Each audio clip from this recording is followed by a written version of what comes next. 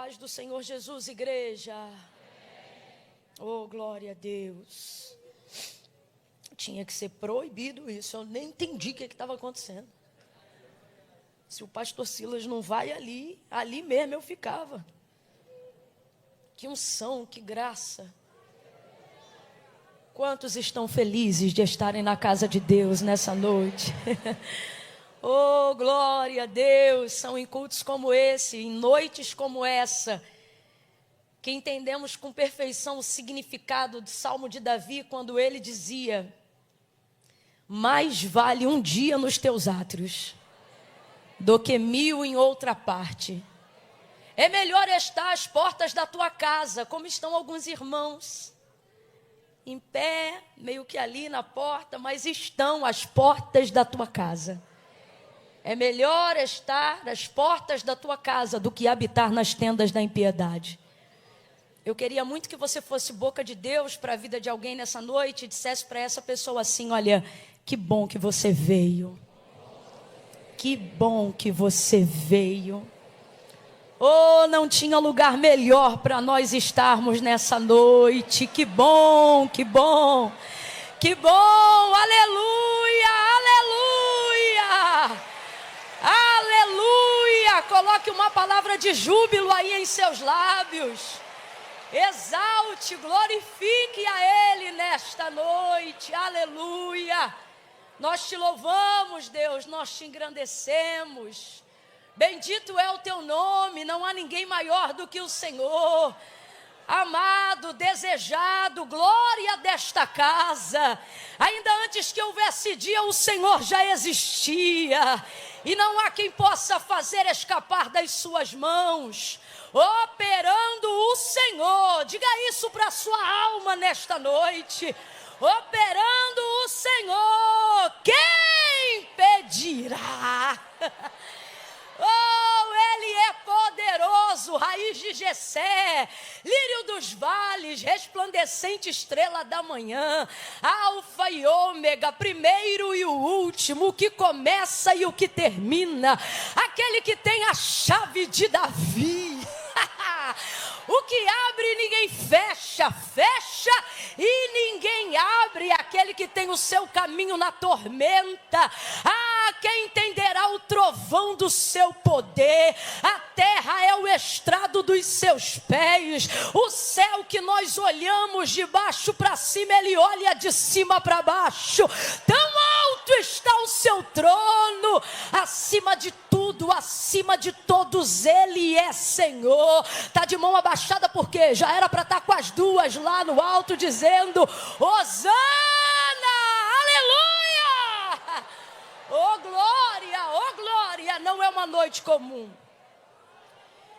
Você está no lugar certo, na hora certa, fazendo a coisa certa. Eu vou falar de novo, entenda, você está na hora certa, no lugar certo, fazendo a coisa certa.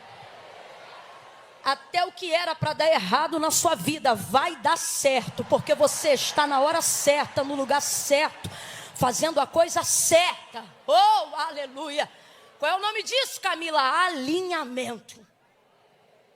Não é toda hora, não é em qualquer lugar que isso acontece. São em noites como essa, na casa de Deus, debaixo de uma palavra, alinhados a um propósito.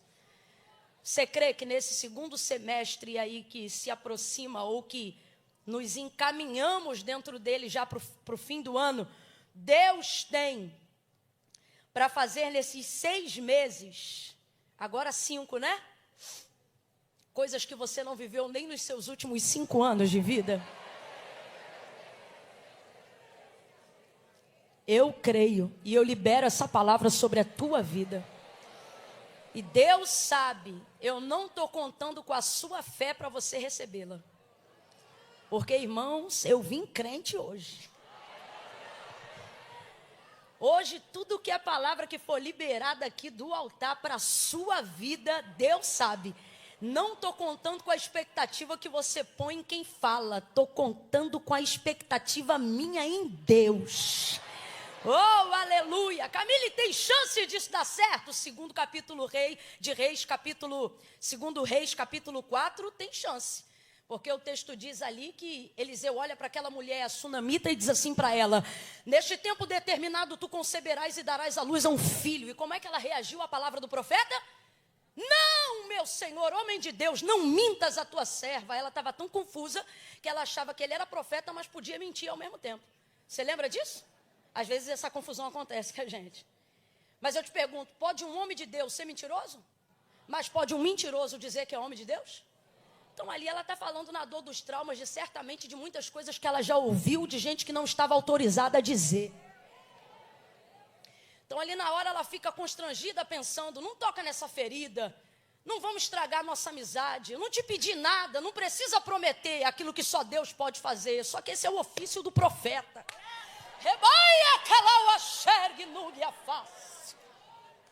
Liberar aquilo que Deus o autoriza a dizer, coisas que só Deus pode fazer. Ela não creu, a palavra da boca dela foi negativa, desculpa a cacofonia, mas é que a gente é muito carioca. A palavra que saiu de sua boca foi negativa. Não, então eu vou perguntar de novo, ela creu? Ela creu, gente, mas o texto diz que no tempo determinado, conforme a palavra que o profeta dissera, se cumpriu na vida dela. Então eu vou perguntar pela terceira e última vez, ela creu ou não creu? Creu ou não creu? Mas diga aí, cumpriu ou não cumpriu? Cumpriu ou não cumpriu? Porque em dias de alinhamento, onde há um tempo determinado para que a palavra se cumpra, preste atenção e guarde isso para a sua vida. Nem sempre Deus conta apenas com a fé de quem ouve, mas com a fé de quem está liberando.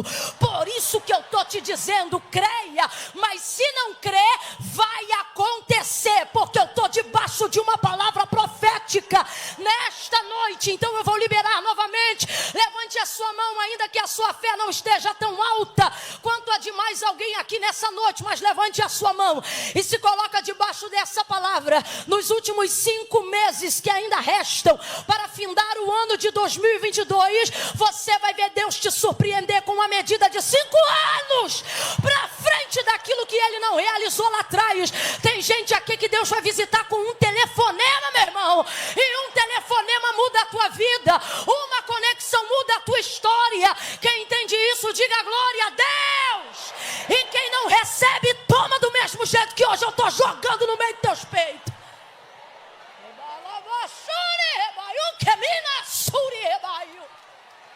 Que diante da minha fé fique envergonhada a sua incredulidade.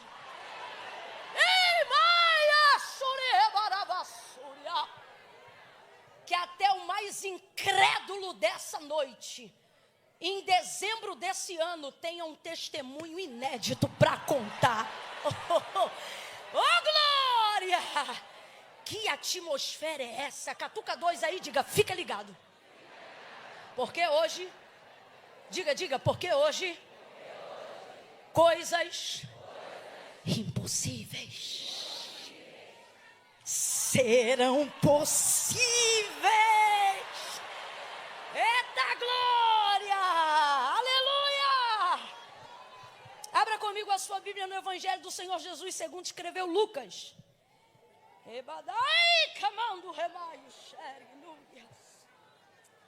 Eita, tem unção aqui, hein? Deus está aqui, hein? O Aviva está avivado mesmo. Não é só uma palavra de fé, é uma realidade. Oh, como é bom estar aqui. Glória a Deus. Lucas, capítulo de número 1. Eu tinha dito 2? Não? É isso aí, é 1.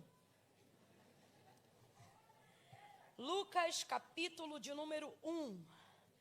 Enquanto você localiza o texto sagrado, deixa eu só te dizer que quando o culto acabar, o pessoal que for chegando um pouco mais depois, responda aí pra gente. Está chovendo lá fora? Está chovendo lá fora? Pois olha pro teu irmão e diga, aqui dentro também. Ih, está chovendo lá, mas está chovendo aqui também. Oh, Jesus querido. Hoje os crentes disseram para Deus, Deus, sou crente até debaixo d'água. Amém. Deus abençoe sua vida, viu? Deus abençoe sua vida. Quando o culto terminar, se vocês desejarem adquirir, a gente conseguiu aqui na saída do lado de cá, nessa lateral aqui, aquele espaço ali mais coberto, fora da chuva, no estacionamento.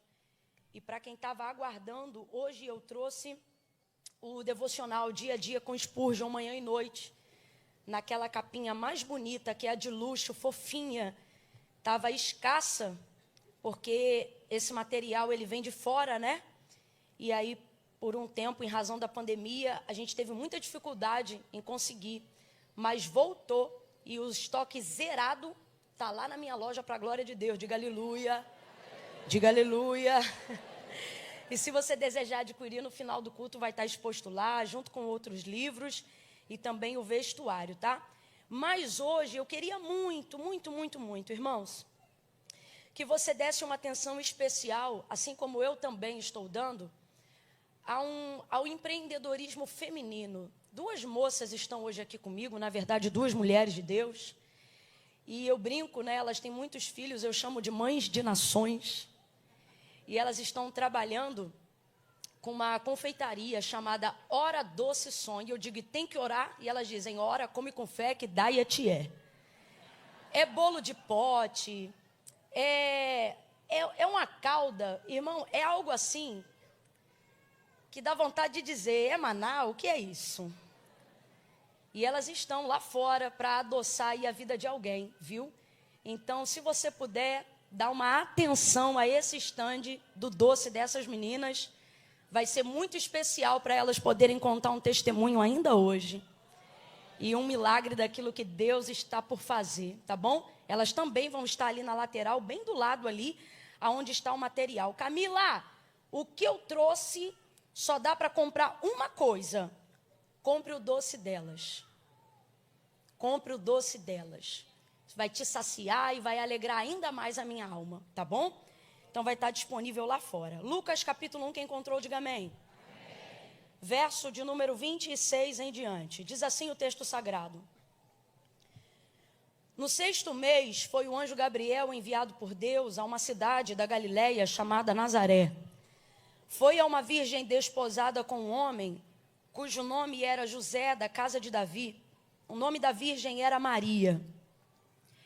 Entrando o anjo aonde ela estava, disse, salve, agraciada, o Senhor é contigo. Bendita és tu entre as mulheres. Porém, ela se perturbou muito com essas palavras e considerava que saudação seria essa. Disse-lhe então o anjo, Maria, não temas, pois achaste graça diante de Deus. Tu conceberás e darás à luz a um filho e por-lhe-ás o nome de Jesus.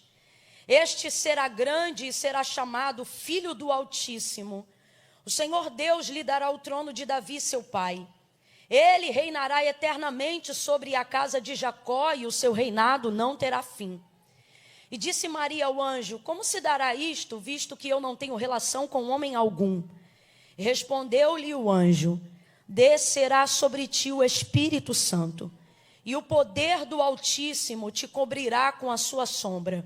Por isso, o ente santo que de ti há de nascer, será chamado Filho de Deus. Até Isabel, tua prima, concebeu um filho em sua velhice, sendo este o 6º mês para aquela que era considerada estéril, pois para Deus nada é impossível. Agora, vai lá em Mateus, capítulo de número 1, folheie aí a sua Bíblia. Mateus, capítulo de número 1, verso de número 19. Evangelho do Senhor Jesus, segundo escreveu Mateus, capítulo 1, verso de número 19. É só você ir voltando as páginas, viu? Quem achou, diga amém. Amém. Quem não achou, diga misericórdia. Eu te espero. Mateus, primeiro livro do Novo Testamento, verso 19. Diz assim: José, seu marido, sendo justo e não querendo difamá-la, resolveu deixá-la secretamente. José, seu marido, sendo justo e não querendo difamá-la, resolveu deixá-la. Diga comigo, deixá-la. Resolveu deixá-la secretamente. Porém, projetando ele isto, em sonho lhe apareceu o anjo do Senhor, dizendo: José, filho de Davi, não temas receber Maria por tua mulher, porque o que nela foi gerado é do... Diga amém por essa palavra. Amém. Graças a Deus. Eu tenho algo muito objetivo da parte de Deus. Deus me deu uma direção, uma resposta. Porque na maior parte das vezes que viemos adorar o Senhor, queremos de Deus uma resposta. Não porque Ele tem a obrigação de dar, não é um pedido impositivo, mas é uma necessidade até para não errarmos, para continuarmos agradando Ele, para termos certeza de que estamos no caminho certo, fazendo a coisa certa, sobretudo quando nós passamos a entender que tudo que temos na nossa vida e que tem dado certo é obra e graça de Deus.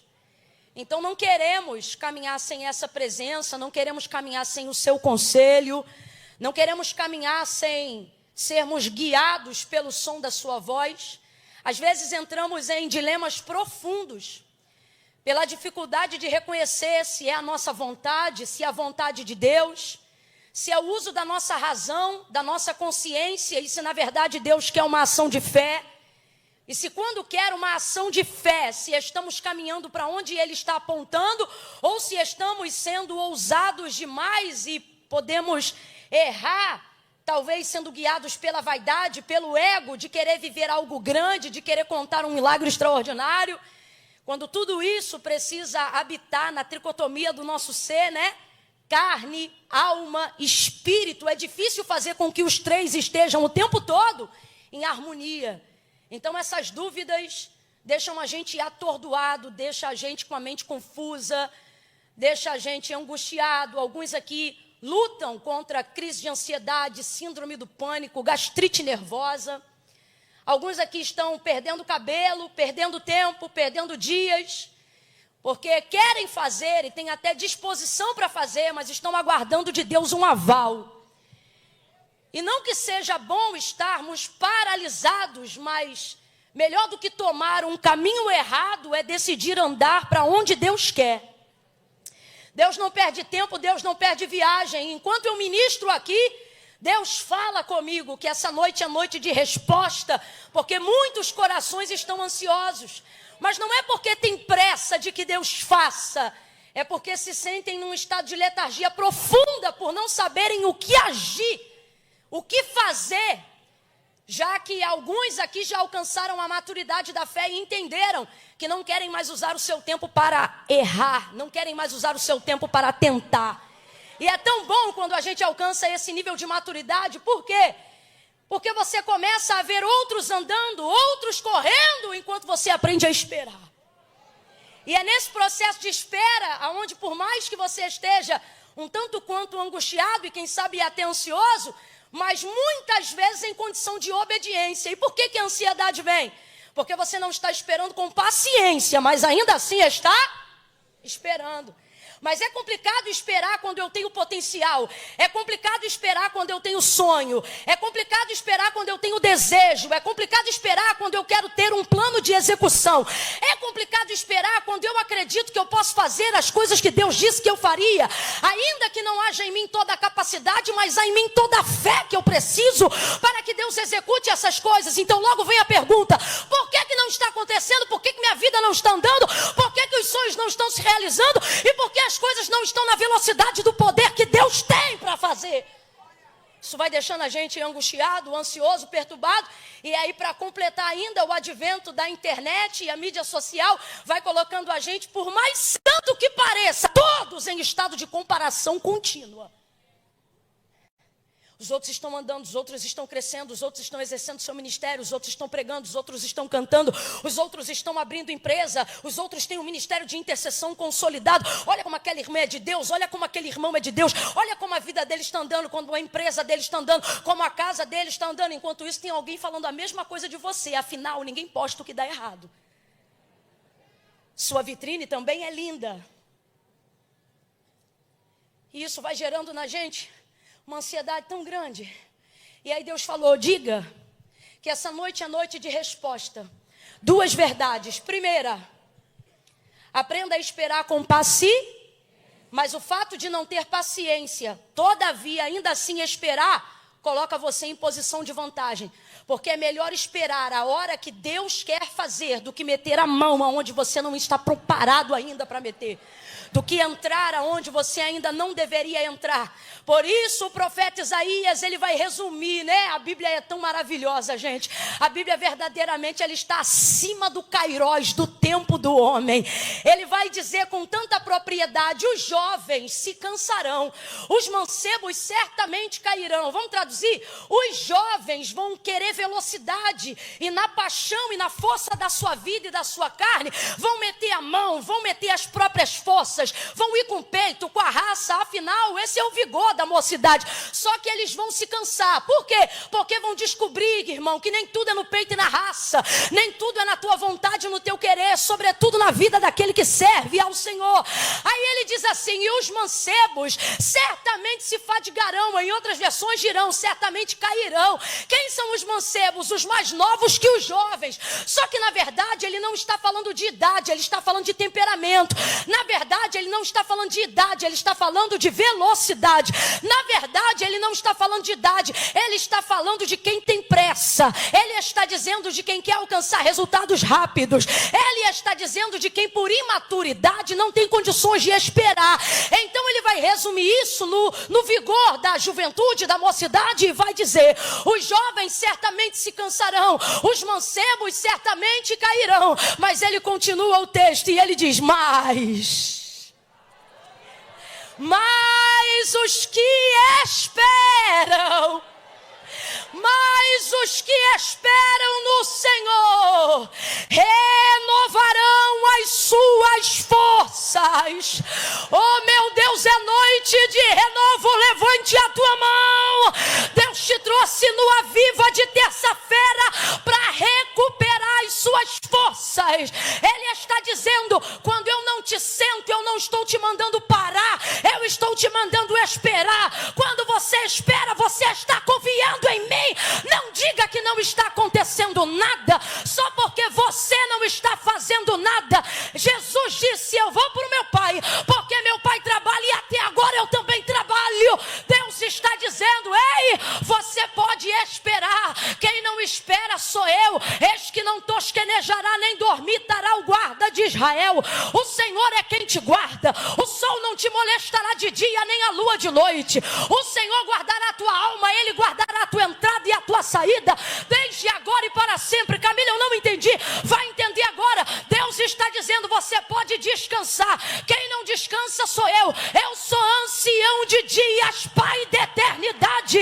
João, quando tem a revelação do Cristo glorificado no Apocalipse, ele tem a alusão de um Deus que não tem pálpebras. Jeremias olha para ele e diz: seus olhos são como chama de fogo. Isaías o vê e também diz: olhos como chama de fogo. Ezequiel vê uma roda com vários olhos que não fecham e também os assemelha como chama de fogo. Daniel tem a revelação das 70 semanas e vê o Filho do Homem com olhos como chama de fogo, ainda que não saiba que é ele. João é arrebatado na ilha de Patmos e vê, e ele diz: e eu vi, e os seus olhos eram como chama de fogo. Não entendi. É a alusão de um Deus que não tem pálpebras, por isso ele não pisca, não tosqueneja, não se cansa. Está cansado porque não está confiando, está esgotado porque não está descansando. Deus está dizendo: eu cumpro o meu plantão direitinho. É você que não está entendendo a necessidade de esperar. É você que não está entendendo que esperar e não fazer nada não é a mesma coisa. Veja uma pessoa parada no ponto de ônibus. Ela está sem fazer nada? Provavelmente está indo para o trabalho, está voltando para a escola, sei lá, para algum lugar. Ela tem destino, ponto de partida e de chegada. Quem está entendendo, diga amém. Só que quando você vê, ela está ali parada. A impressão que você tem é que ela não está fazendo? Mas ela está? Bota ela na hora errada para ver se ela pega o ônibus. O que é momento de espera?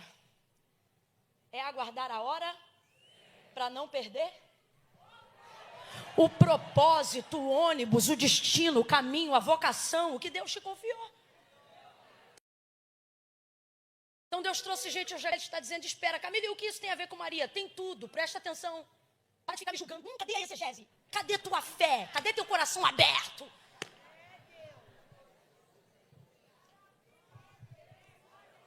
Espera. Segunda coisa, você vai ter que entender que todas as vezes que o que Deus confiar e depositar em sua vida, seja uma promessa, seja um propósito, isso sempre será maior do que você, sempre. Camila, como é que eu sei que algo que eu estou carregando é da parte de Deus? Por dois motivos. Primeiro, quando você quer se desfazer, você não consegue. É a maior prova de que não foi tua mão que plantou, porque você cavuca para arrancar e não acha a raiz desse trem. Não acha. Você diz, eu não vou sonhar mais, eu não vou pregar mais, eu não vou acreditar mais. Você diz assim, eu não vou nem mais orar pelo fulano. Só que aí quando é Deus que te levantou para ser intercessor desse filho, desse marido, você vai gemendo. Você diz, não vou orar mais, mas na primeira surra que ele toma, você diz, Deus tem misericórdia. Não consegue, é uma raiz profunda. Então esse é um dos pontos. Segundo, é porque tudo aquilo que Deus te entrega é maior do que você, porque nunca foi visando sua capacidade. Nunca foi visando seu potencial, sempre foi visando ele. Por isso, ao invés de se achar um máximo, você precisa reconhecer o quão desprezível você é. Porque Deus escolheu. Camila, eu sou escolhido. Quantos escolhidos temos aqui nessa noite? Agora, bota essa cabeça para funcionar sem vaidade. Vamos mandar real. Deus escolheu quem? Quem lembra? Os que são? É os que são? São os que são? Ele escolheu quem? Então, eu vou perguntar de novo. Cadê os escolhidos nessa noite? E vocês são os que são? São escolhidos. Mas não são a nata do leite. É ruim, hein? Tu era a borra do café.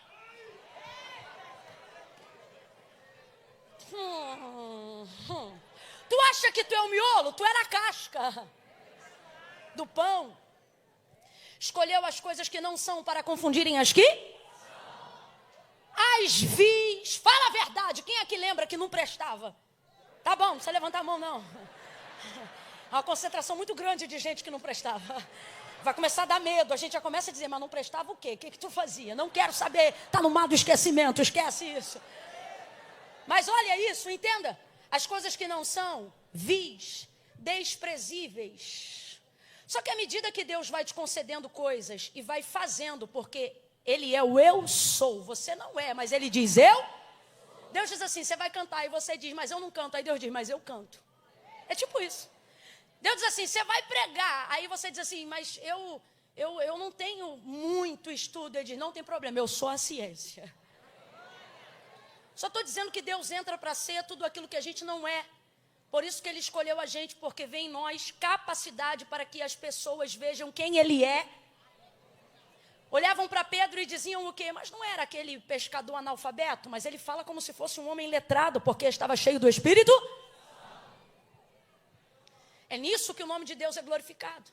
Então não fique pensando que é porque você tem capacidade, porque nunca foi. Só que quando você vai vivendo experiência e currículo com Deus aqui para frente, você começa a pensar, no fundo, eu acho que eu dou para alguma coisa. Só que aí Deus vai te levando sempre a níveis mais altos. Níveis esses, que assim como outrora lá atrás, você nunca vai poder atingir sozinho. Então não importa a experiência que você teve de sucesso anterior. Deus sempre te coloca num desafio onde a sua dependência tem que estar completamente nele. Porque se não for assim, você perdeu o uso.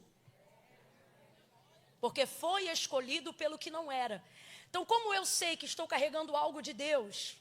Algo que não fala sobre a minha capacidade, porque tudo que Deus entrega ao homem não é para revelar o tamanho do homem que o recebeu, é para revelar o tamanho daquele que o entregou. É nisso que o nome de Deus é glorificado. Quem está acompanhando aí, diga amém. Amém. Então, por isso vai gerando essa necessidade de fazer cumprir, de acontecer. Só que no fim, é tudo sobre Ele. E é sobre estar aonde Ele quer que nós estejamos. E esse é o ponto. Saber que lugar é esse, que horas é essa, até quando eu espero, o que Deus quer que eu faça. Porque na maioria das vezes, em momentos assim, tudo que Deus quer que a gente faça é entender a hora de não fazer, é a parte mais difícil de quem espera. Porque você espera o tempo todo para fazer alguma coisa, e Deus te para num culto de terça-feira à noite, onde você diz, hoje eu vou lá porque eu quero direção. Aí Deus diz, fique quietinho e não faça nada. E você diz, se eu não fizer nada, não vai acontecer nada. E o Senhor está dizendo, quem faz sou. Mas a vaidade, o ego, a vontade de dar ao mundo resultados e mostrar o nosso potencial, está nos tirando desse lugar. Aí Deus te trouxe hoje aqui numa noite de resposta para poder dizer para você uma coisa. Vou te entregar algo grande. Já te entreguei. Assim como foi feito com Maria, algo maior do que ela, mas que vai passar por ela para acontecer. Só que Maria vai viver um tempo fundamental que precisamos aprender a viver e a passar por ele. Qual? A fase em que você acredita na sua experiência sozinho. A fase que você acredita no seu milagre sozinho. A fase onde muitas vezes até quem te discipulou não consegue ver você aonde Deus disse que ia te colocar. A fase de perceber que Deus te conectou a alguém, que foi uma das pontes que Ele usou para cumprir promessa na sua vida, ouça isso. Mas que quando chega a hora desse cumprimento, até quem foi a ponte quer se tornar abismo entre você e o que Deus falou. Foi o que aconteceu com Maria e José. Por um tempo, ela creu nessa experiência que viveu com Gabriel e com aquilo que o Senhor enviou por intermédio de Gabriel, ou seja, seu filho Jesus, sozinha. Você leu comigo, Gabriel vai se apresentar a Maria, e essa história eu não preciso contextualizar tanto, porque todo mundo aqui já ouviu falar, nem que seja uma vez, do nascimento de Jesus. E o texto diz que Gabriel diz a Maria, você achou graça aos olhos de Deus, mas quando você avalia o texto, não dá para a gente fingir que não viu uma realidade muito grande. A promessa não era sobre Maria, a promessa era sobre José. Porque isso aqui que está acontecendo com Maria, está acontecendo para cumprir a palavra. Por isso, nós precisamos estar conectados à palavra e conectados a pessoas que estão conectadas à palavra. Por quê? Porque diga aí para mim, qual era o nome do pai de Maria? Alguém sabe? Alguém sabe o nome da mãe de Maria? Alguém sabe a linhagem de Maria? Só sabemos que ela era de Nazaré e uma moça de muitas virtudes. Mas não foram suas virtudes e nem suas qualidades que fizeram ser ela escolhida para ser mãe do Filho de Deus. Vamos olhar o texto sem muito romance e vamos vê-lo do jeito que ele é? Olha o que o texto diz. E não somente este, mas a profecia do profeta Isaías, uma das maiores profecias messiânicas do Antigo Testamento, apontava com exatidão a conceição de Jesus Cristo, dizendo que quem o conceberia? Uma virgem, mas essa virgem estaria atrelada a quê? A casa de Davi, porque aquele que iria nascer dela precisava estar conectado a essa palavra. E o que é que o texto deixa claro, gente? Que o Messias viria da casa de Davi. Completa aí para mim, por favor. O Messias viria da casa de? Da casa de? E diga para mim, quem é da casa de Davi? José ou Maria? José ou Maria? O texto é claro em dizer, havia ali um varão que era da casa de Davi, cujo nome se chamava. Agora vai Gabriel e visita Maria. Rapaz, que rolo, custava visitar José. E dizer, José, vou visitar a menina primeiro. Porque o que eu tenho... Só que a gente esquece que a despeito de todas as explicações, tem uma coisa que nunca muda. O que? O fato dele ser Deus. Se ele quiser, ele explica, mas quando ele não quer, ele deixa a gente tudo assim, e ele só vai fazendo o que ele quer. Ele visita Maria, visita por causa de José, porque a promessa era sobre a casa de José. Maria, então, é uma moça que vai viver o cumprimento daquilo que Deus confiou, a hereditariedade de José. Esse relacionamento está aprovado. José conhece o texto messiânico de cor. Qualquer judeu de 7 anos aí para cima, sobretudo um que é da casa de Davi, tem de cor o texto bíblico, tem de cor a Torá, tem de cor a profecia messiânica que diz, eis que a virgem conceberá e dará à luz a um filho. Pois bem, Gabriel visita, libera sobre ela a palavra, ela tem uma experiência sobrenatural, passa a gerar sendo cheia do Espírito Santo. Quando ela pergunta, como é que vai se dar isso? Ele diz para ela, descerá sobre ti o Espírito Santo e o poder do Altíssimo te envolverá. Eu não sei se você já entendeu, mas Maria está carregando a Trindade. Poder do Altíssimo no alto, Espírito Santo gerando no ventre e Filho de Deus no seu útero. Rapaz, a mulher está com os 3. Sério. Em Atos capítulo 2 ele desceu para todo mundo, mas em Lucas capítulo 1 ele desceu só para essa obra na vida dela. Entenda isso. A mulher está cheia. E por que o Senhor fez isso?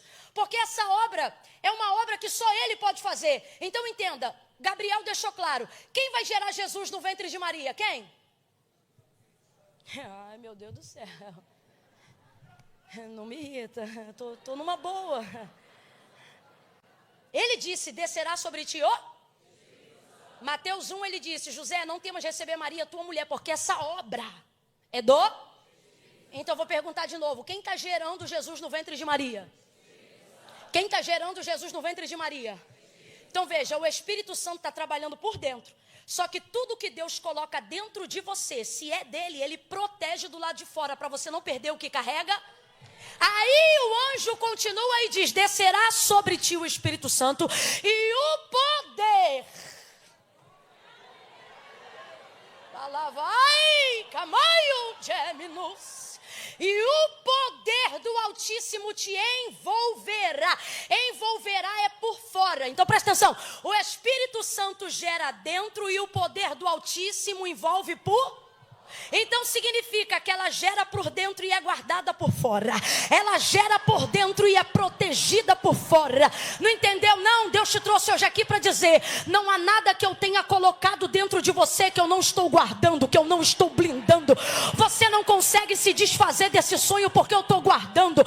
Eu plantei ele em um lugar onde tua mão não alcança, aonde o aborto da incredulidade não tira ele de lá. Eu coloquei esta promessa em um lugar aonde as afrontas, as perseguições, aonde os embates da vida não têm o poder de fazer você perder aquilo que o meu Espírito Santo está gerando dentro de você. É por isso que mesmo afrontado você continua chorando. É por isso que mesmo humilhado você continua projetando. É por isso que mesmo quando está só, você continua acreditando. Sabe por quê? Não há nada que Deus não tenha colocado dentro de você que Ele não tenha preparado um revestimento do lado de fora. Pega na mão aí agora de quem está do teu lado. Vai, meu filho, pode pegar. Pode pegar, pode pegar. Segura a mão aí agora de quem está do teu lado. Dá uma sacudida porque aviva e pode. Sacode quem está do teu lado e diga, está revestido, está revestida. Tua promessa está guardada. Aquilo que você está gerando está blindado, está protegido. Você não vai abortar esse sonho, não vai abortar esse projeto, não vai abortar essa família, não vai abortar esse ministério, não vai abortar essa unção. Não haverá aborto. Está blindada, está protegido. E bagaio xarebarabassuria. A primeira pessoa... Glória a Deus, a paz do Senhor Jesus, igreja. Amém, aleluia, a Ele seja a honra, a glória, todo louvor, toda a majestade. Como é bom estarmos aqui na presença de Deus nessa noite. Quantos estão felizes pelo privilégio, pela oportunidade de estarmos diante dEle, num culto tão lindo como esse. O culto é para Ele, a gente não deveria emitir nenhuma opinião sobre o culto, porque não é para nós, né? O culto é para Ele, mas Ele é tão bom, tão bom, tão bom, tão bom, tão bom, que compartilha conosco o manifestar da sua presença.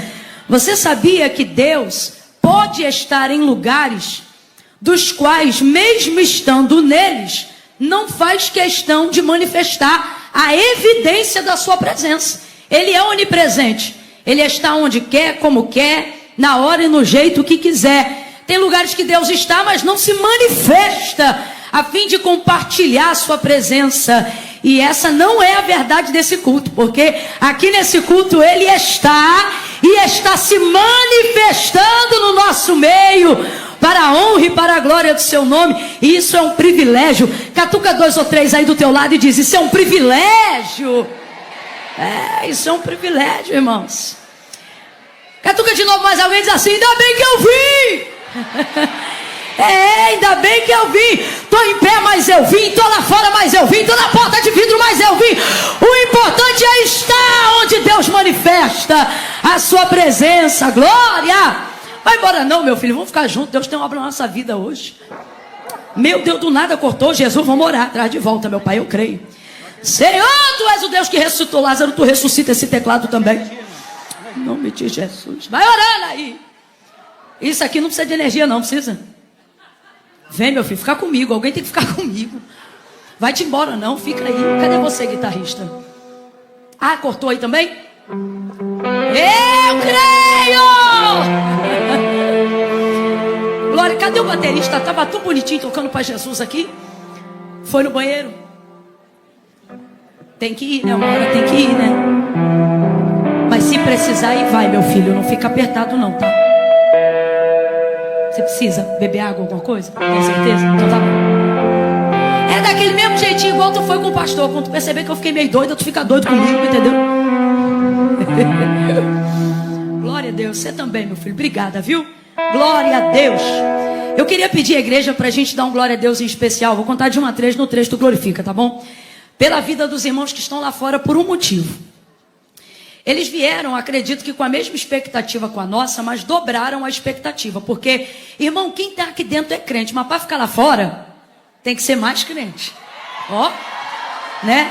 Então vamos dar um glória a Deus aí? Dê um glória a Deus. Isso. Agora, só para a gente ver se eles estão ligados na mesma atmosfera, na mesma dimensão que nós aqui, nós vamos fazer o seguinte. Eu vou contar de 1 a 3. Quando eu disser 3... nós aqui dentro vamos dar glória a Deus. Só no 3, espere aí. Aí se lá fora eles ouvirem, eles vão responder dizendo aleluia. Se a gente aqui dentro conseguir ouvir que a voz deles ultrapassaram as paredes, aí a gente reage dando glória de novo, tá bom? É 1, é 2, é só aqui dentro. Diga glória a Deus.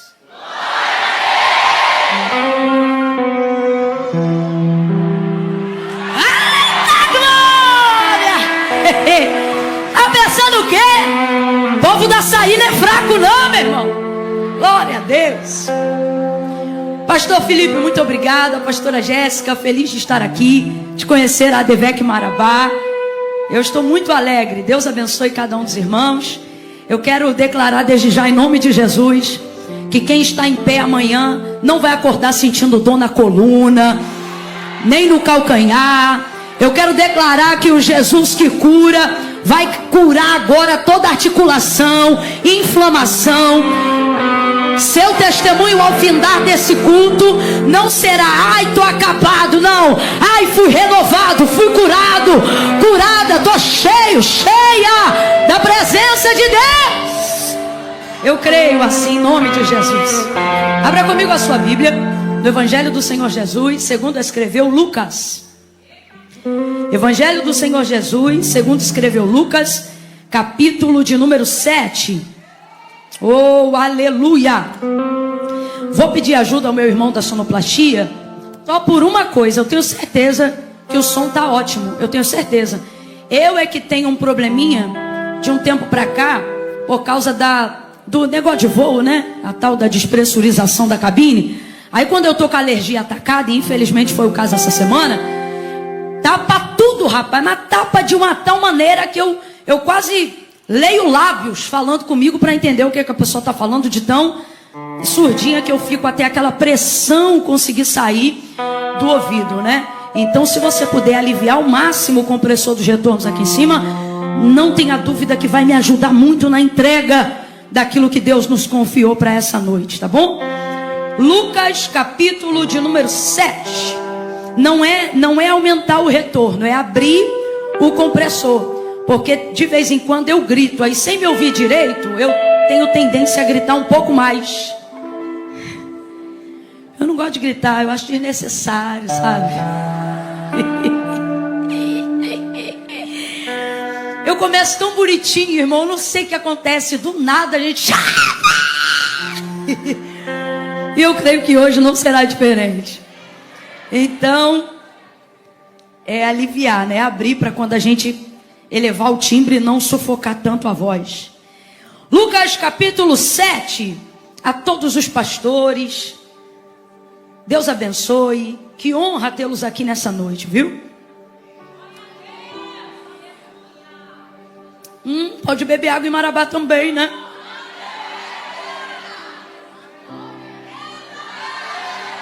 Aleluia! Quem achou, diga amém. Versículo 37 em diante. Versículo 37 em diante, diz assim o texto sagrado. Redobre a atenção, redobre a atenção.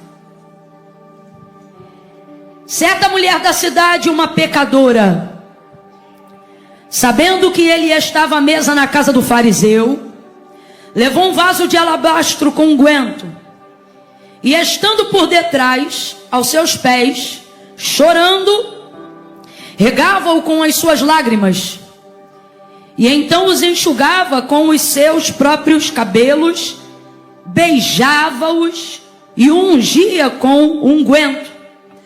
Quando o fariseu que o tinha convidado viu isto, disse consigo mesmo: se este fosse profeta, saberia quem e qual é a mulher que lhe tocou, pois é pecadora. E disse Jesus ao fariseu: Simão, uma coisa tenho a dizer-te. Respondeu ele: dize-a, mestre. Certo credor tinha 2 devedores, um lhe devia 500 denários e o outro 50. Não tendo eles com que pagar, perdoou-lhes a ambos. Ora, qual deles o amará mais? Respondeu Simão: tenho para mim que é aquele a quem mais perdoou. Disse-lhe Jesus: julgaste bem. Então, voltando-se para a mulher, disse a Simão: vês tu esta mulher? Entrei em tua casa e não me deste água para os pés. Esta, porém, regou com lágrimas os meus pés e os enxugou com os seus cabelos. Tu não me deste ósculo. Olha para o teu irmão e fala assim: beijo. Isso. Tu não me deste ósculo, mas ela, desde que entrou, não cessa de me beijar os pés. Não me ungiste a cabeça com óleo, mas esta ungiu-me os pés com unguento. Por isso te digo que os seus muitos pecados lhe são perdoados, pois muito amou. Mas aquele a quem pouco é perdoado, pouco ama. Então Jesus disse à mulher: os teus pecados te são perdoados. E os que estavam à mesa começaram a dizer entre si: quem é este que até perdoa pecados? E disse Jesus à mulher: a tua fé te salvou, vai em paz. Diga amém por essa palavra. Bota a mão no seu coração e fala assim: fala comigo, Senhor. Fala mais, quero te ouvir mais. Me responde no profundo, no oculto, no escondido, aonde o remédio não entra, aonde o amigo não vê, aonde o conselho não faz mais efeito. Entra a palavra de Deus, fala comigo, em nome de Jesus, amém. Oh, amém. Aleluia, aleluia, aleluia, oh, aleluia. Glória a Deus, glória a Deus. Bom, não tem nem como parafrasear, nem colocar um pano de fundo aqui. A mulher é pecadora mesmo. O texto é categórico em falar que ela é uma mulher pecadora. Aí você pode pensar assim: mas todos nós somos. Mas a ideia textual é afirmar que ela estava na prática do pecado. Então por isso o texto a intitula como a mulher pecadora. E sem querer diminuir a realidade da sua vida, até porque não é necessário diminuir a realidade da sua vida para exaltar a graça de Deus. Pelo contrário, quanto mais dura é a realidade, maior é a graça de Deus sobre a vida dessa pessoa. Por isso você precisa ser extremamente sincero acerca das suas falhas, dos seus defeitos, dos seus pecados. Não minimize nada tentando acessar a graça de Deus. A minimização, a justificativa não promove perdão e nem arrependimento. Quem se justifica ainda não se arrependeu. O arrependido, ele não cobre, ele confessa, ele declara, né?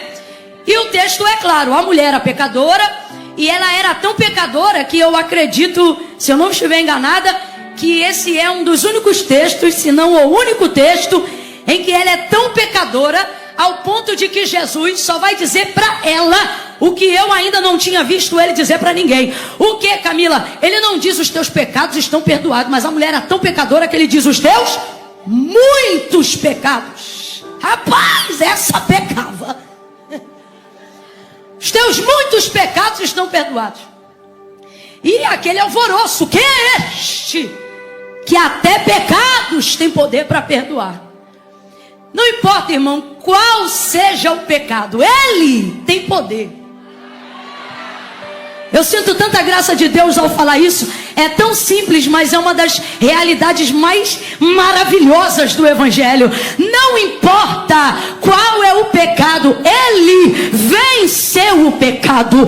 Ele está acima de todo o pecado. De vez em quando eu tenho a oportunidade de estar em alguns cultos, e no momento de fazer o convite, eu já tive algumas realidades diante de mim. Pessoas que chegaram para mim e disseram: puxa, eu queria tanto ter entregado minha vida para Jesus naquele culto, naquele dia, mas eu não pude, porque, um exemplo, eu já ouvi gente dizer, né? Eu tenho um pacto de sangue, eu posso até ir para a igreja, mas não posso fazer com Deus uma aliança por causa disso e do tal, do pacto. E o Senhor sempre fala comigo, né? O Senhor diz assim: pergunte aí para esta pessoa que pensa que o que ela fez é maior do que o que eu fiz.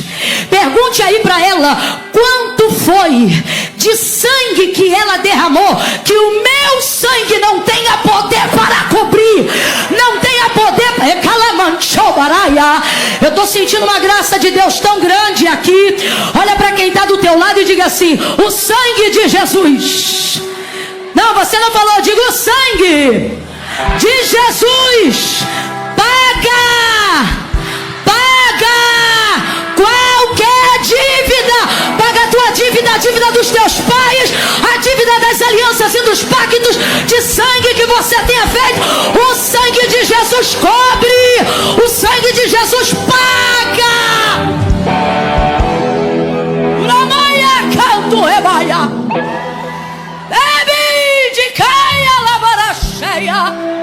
Talvez você está aqui e está dizendo: ah, Camila, mas eu fiz cabeça. Eu entendo, eu não estou aqui criticando nenhuma outra posição. Eu só estou dizendo que nada do que você tenha feito antes te impede do que você quer fazer hoje. Nada. Nada. Paulo disse que nós somos o corpo de Cristo e somos chamados de corpo de Cristo. Ele afirma, porque Cristo é o cabeça. A cabeça dele também cobre qualquer cabeça. Está acima de qualquer cabeça. Eita glória. Eu não sei a quem, se aqui dentro, se lá fora, se na porta, ou se em ambos os lugares, o Senhor está dizendo: hoje não tem pacto de sangue, hoje não tem cabeça, hoje não tem rito anterior que seja capaz de te impedir de tomar a decisão que tu saiu de casa doido para fazer. Deus está falando. Deus está falando. Vai criar um alvoroço. Quem é esse? Isso é incrível, isso é maravilhoso. Mas isso foi antecedido por uma atitude bem menos espiritual do que parece. Porque tudo que Jesus vai fazer por essa mulher manifesta-se no espiritual e evidencia uma realidade física. Só que o que vai provocar isso é uma atitude consciente, racional e emocional. Veja o que vai ocorrer. Simão é um fariseu. Simão é o quê? Fariseu. Simão convida Jesus para um jantar em sua casa, mas na verdade está convidando ele para medir, está convidando ele para aferir, está convidando ele porque quer observar ele.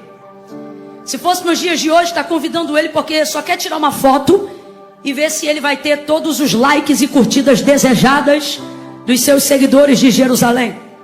O interesse é basicamente esse. E aí ele convida e Jesus vai. Jesus vai até a casa de Simão o fariseu e está à mesa posta. É interessante porque em todas as versões há o mesmo apontamento. Qual? Quando Jesus vai confrontá-lo, em razão dele estar julgando a mulher pecadora em pensamento, por causa do ato de adoração dela diante de Jesus, esse que a gente acabou de ler, ele vai confrontar Simão, apontando a mulher como exemplo da recepção que ela deu para ele na casa que era de Simão. Vamos lá, só para a gente entender. A casa é de quem? Simão. Quem é o anfitrião? Quem convidou Jesus? Então Simão deveria recebê-lo. Recebê-lo como Jesus disse que ela o recebeu. Mas pasme, ela não mora lá. O texto diz que ela foi para lá quando ouviu dizer que Jesus estava na casa de Simão o fariseu. Pegou um vaso de alabastro e se dirigiu para lá. Então, enquanto Simão está julgando ela em pensamento e julgando Jesus também, avaliando a conduta dele permitir que uma mulher como ela o adore, e na sua cabeça ele vai dizendo, se fosse profeta de verdade, saberia que essa que está tocando nele, olha o asco, olha o nojo. Se ele fosse profeta de verdade, aqui ele pensando, saberia que esta aí que está se aproximando dele, que está tocando nele, é uma mulher pecadora. Aí ele está pensando, é ele pensar, Jesus diz assim, Simão, eu tenho uma coisa para te falar. Aí o hipócrita diz assim, dize-a, mestre. Aí é aqui que vem o confronto. Olha o que Jesus está dizendo. Eu entrei em tua casa. Jesus não diz eu fui recebido. E agora eu pergunto para você, tem diferença? Sim ou não? Uma coisa é entrar, outra coisa é ser recebido. Entrar, você entra em qualquer lugar que a porta está aberta, que te permite entrada. Ser recebido é outra coisa. Uma coisa é eu entrar, outra coisa é ao entrar você dizer, peraí que eu vou passar um café. Aí eu não entrei, aí eu fui recebida. Já viu casa de gente que tem costume de receber e essa pessoa quer que você se sinta bem? Você pode chegar até numa hora que não é avisada. E aí você diz assim para a pessoa, eu preciso ir no banheiro. Aí a pessoa tem um desespero, ela diz, calma, deixa eu ir primeiro. Aí ela vai lá, olha, vê tudo limpo, aí vê se está tudo ok. Porque ela não quer só que você entre, ela quer que você se sinta bem a fazer uso daquilo que dispõe a casa dela. Olha o que Jesus está dizendo para Simão. Simão, você me chamou, você me convidou, mas você não me recebeu. Eu entrei. Agora, em contrapartida a isso, tudo que ele deveria ter feito e não fez, quem não mora lá fez. Ele usa ela como exemplo. Que choque quando Deus amassa o nosso farisaísmo e usa um pecador como exemplo do que a gente, sendo santo, deveria estar fazendo. Eu entrei em tua casa, tu não me lavou os pés, mas esta, desde que eu entrei, me lavou com lágrimas. Você não me deu uma toalha, mas ela me enxugou com os próprios cabelos. Tu não me deu um beijo. Sabe o que ele está dizendo? Tu não me abraçou, tu não me recebeu. Não me deu um beijo na testa ou no rosto, costume da cultura judaizante. Mas esta, desde que eu entrei, não cessa. Está ela lá no pé de Jesus. Não cessa de me beijar os pés. Tu não me ungiu com óleo, mas ela derramou um unguento sobre mim. Vai ouvindo aí. O que levou essa mulher a, de pecadora, se tornar um exemplo de adoração? A pergunta é essa. Foi uma atitude altamente espiritual? Não. Foi uma atitude de reconhecimento e a permissão de uma quebra de mentalidade quando percebeu que estava diante da maior oportunidade de libertação da sua vida. Quem? Jesus. Ela programou esse banquete? Não. Ela planejou estar nesse jantar? Não. Qual foi qual foi o único motivo que levou ela para a casa de Simão, que era um fariseu? O fato de saber que quem estava lá? Quem estava lá? Quem estava lá? Bora! Quem estava lá? A única coisa que motivou ela de sair de onde ela estava para estar na casa de Simão. Agora eu te pergunto, cabe a uma mulher pecadora entrar na casa de um fariseu que conhece os seus pecados, que tem nojo da sua vida, que repele a sua presença, que rejeita a sua pessoa? Quem é que quer estar num ambiente hostil? Quem é que quer estar num ambiente onde é rejeitado? Quem é que quer entrar num ambiente onde é destratado? Quem é que quer entrar num lugar onde ninguém te convidou? Quem é que quer se comportar como penetra numa festa onde você não foi convidado? É tudo isso que ela teve que atravessar. E qual foi a motivação dela? Diga o nome dele, diga o nome dele. Vem, qual foi a motivação dela? Qual foi a motivação dela? A motivação dela atravessou o climão, atravessou a acusação, atravessou o julgamento, atravessou a oposição, atravessou a rejeição. Motivada por uma única pessoa, ela não se importou com mais ninguém ali. Escute, motivada por uma única pessoa, ela não pensou o quanto ela poderia ser rejeitada, ela só pensou o quanto ela poderia ser perdoada. Dependendo do que você quer e do tanto que você quer, o que você quer, não importa o que os outros não querem para você. Sabe qual é a posição dela na casa de Simão? Penetra, só para eu ter certeza que você está me ouvindo bem. Qual é a posição dela na casa de Simão? Ouça isso. Toda casa, não só de judeu, até de um estrangeiro, qualquer um, naqueles dias em Israel, mas principalmente em Israel, porque essa é a cultura do judeu. Qual?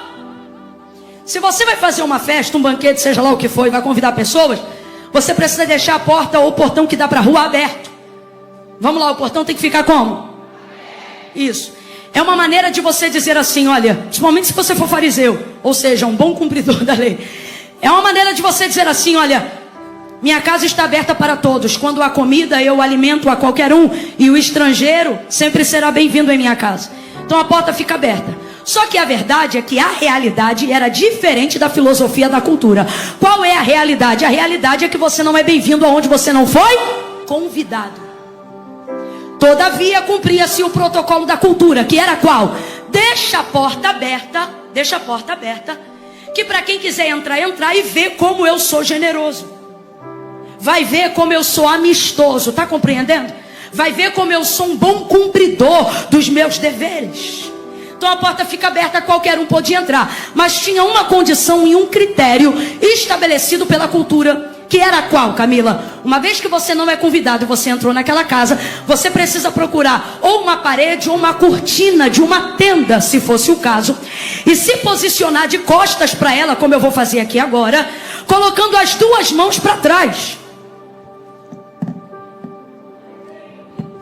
De preferência de cabeça baixa. Era uma maneira de você demonstrar aos que estão presentes, aos convidados, aos que estão servindo a comida.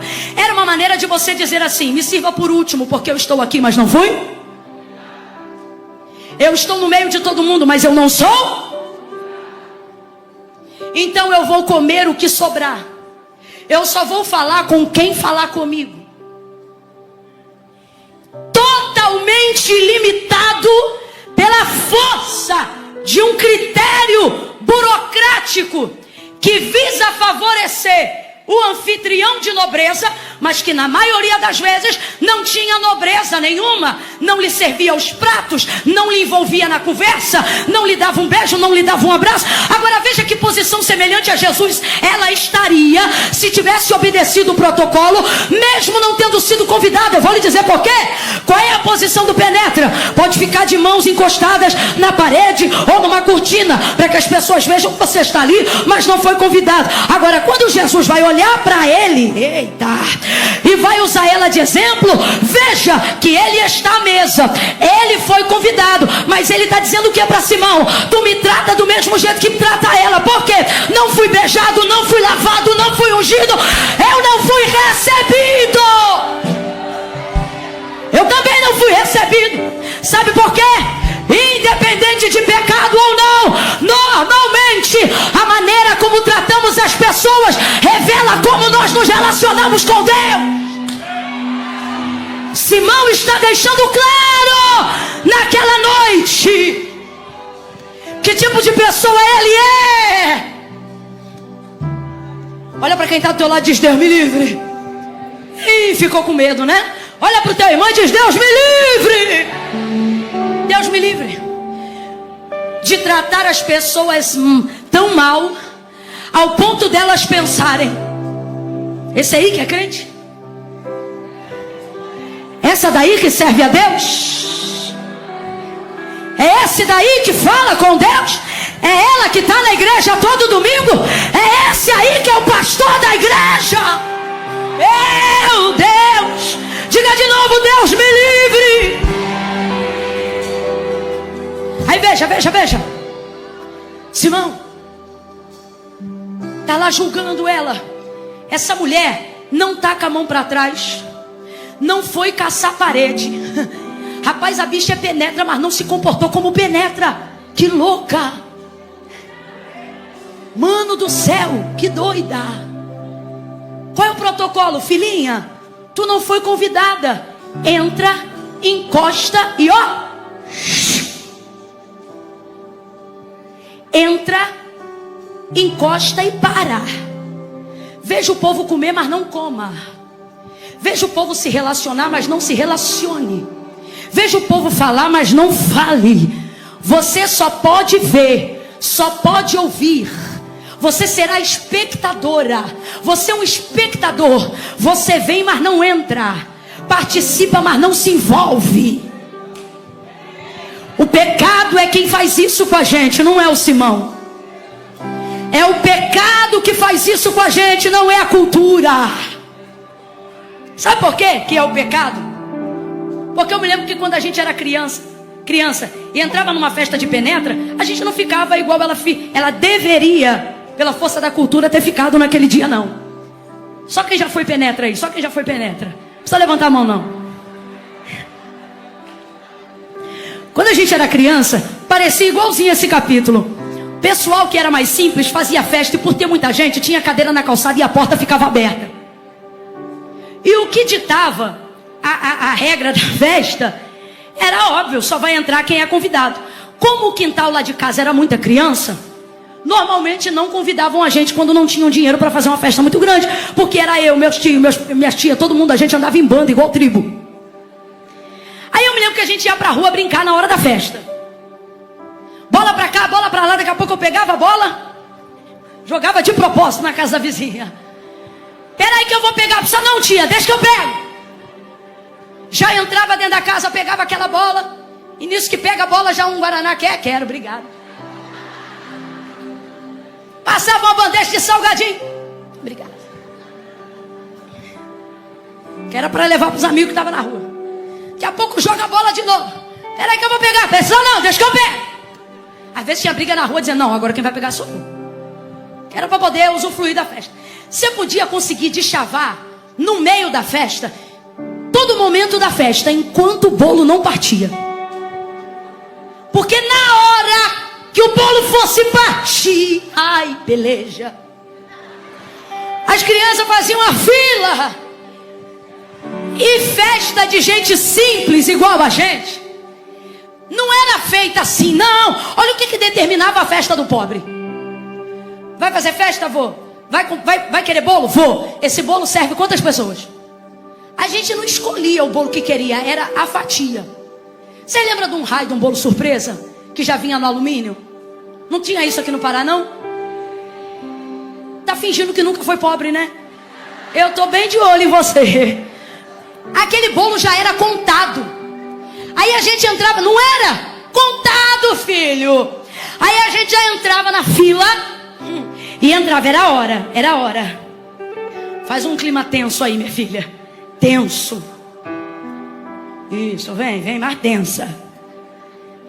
Tava a gente na fila indo. E de cabecinha baixa aqui, ó, criança. Aí a tia olhava pra gente, sabendo que não podia faltar bolo pra quem foi. Dizia assim, ó, fica ali naquele cantinho. Que tu já foi penetra. Ou tu era mãe. Tu era tia. Fica ali naquele cantinho que se sobrar a tia vai dar pra você. Não era maldade, é porque ela não podia tirar dos convidados e dar pra quem não era convidado, quem foi convidado ficar sem bolo. Agora eu te pergunto, criança tem orgulho? Eu não tinha, irmão. Quando ela dizia assim, ó, fica ali no cantinho, porque se sobrar a tia dar, era na hora. Eu meti um olho em cima daquele, vai sobrar. Eu ficava ali aguardando a hora do bolo sobrar. Vai sobrar. Quando sobrava era uma alegria, mas às vezes sobrava não. E você acha que eu ia pra casa não dormir porque eu não comi bolo? Eu já tinha comido salgadinho, já tinha comido pastel de vento, suco de groselha. Eu já tinha comido, eu sou dessa época. Era tanta coisa que eu tava tudo bem. Criança não tem orgulho. Agora, você falar de um adulto, pegue um adulto numa festa e diga pra ele, sente ali, se sobrar eu te dou. Ele levanta e vai embora na hora. Por quê? Porque você tem orgulho, você tem brio. Nós somos adultos. Quem está entendendo, diga amém. Agora diga, a mulher pecadora é adulta, sim ou não? Sim ou não? Dependendo do que você quer, você vai precisar amassar o orgulho. Quem está entendendo o que o Espírito de Deus está falando aqui? Dependendo da libertação que você deseja, vai ter que amassar o orgulho. Dependendo da restauração que você procura, vai ter que se esquecer do orgulho. Dependendo do quanto você almeja algo, vai ter que amassar o orgulho e voltar a ser igual uma criança. O que ela fez, Camila? Ela não está nem aí. Ela vai arrebentar com o protocolo. Ela vai arrebentar com a burocracia da cultura. E ela vai direto aos pés de Jesus. Não olha para ninguém, olha para ele que o orgulho não te vence. Olha para ele que a vaidade não te vence. Olha para ele. Oh!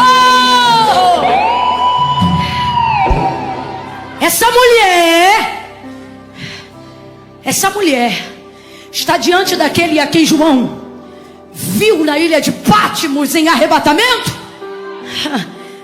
E ouviu ele mesmo dizer, eu tenho a chave de Davi. Camila, por que você está falando isso?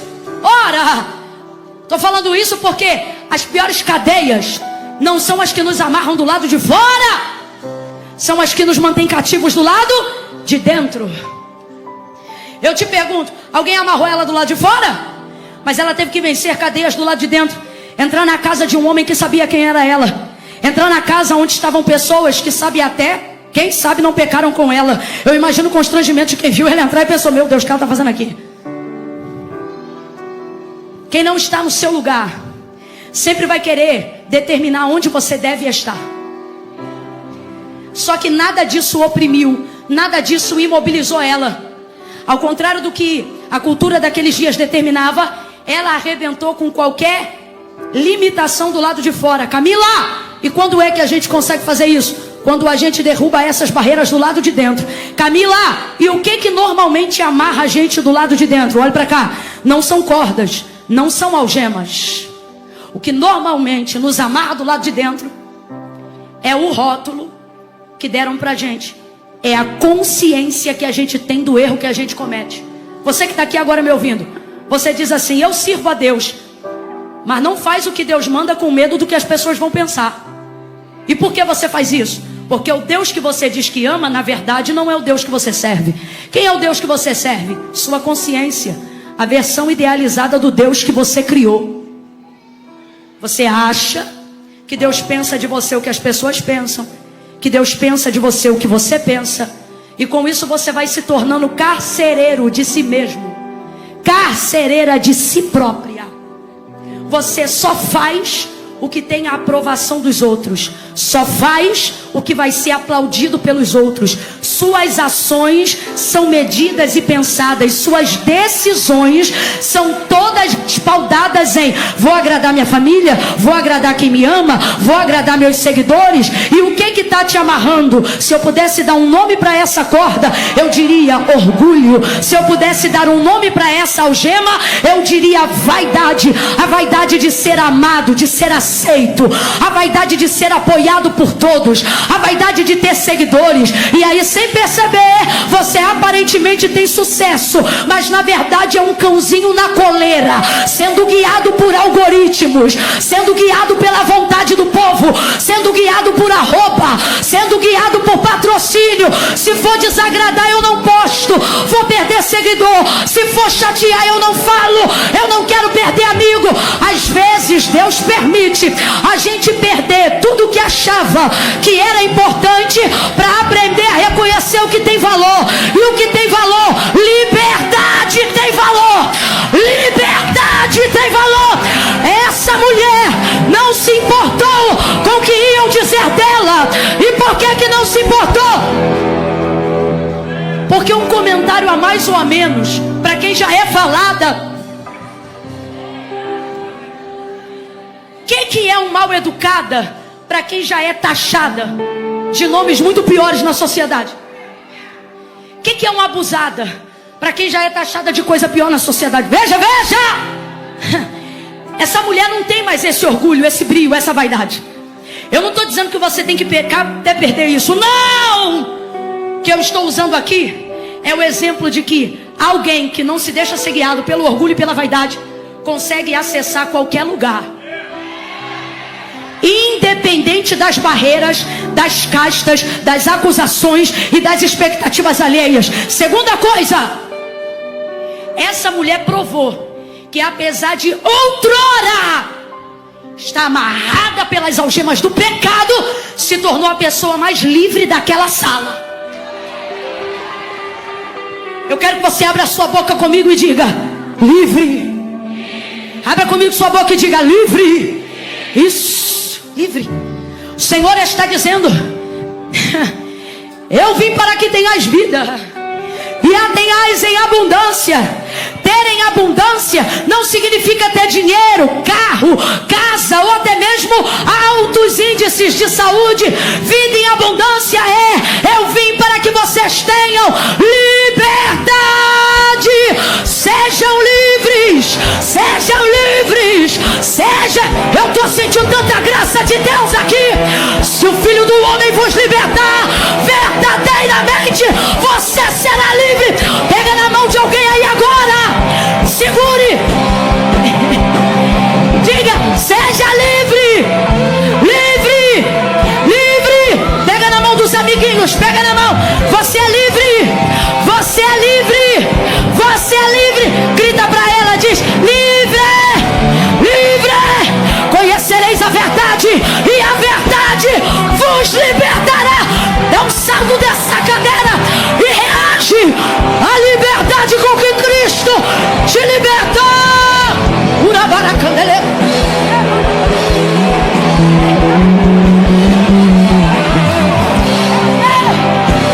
Livre.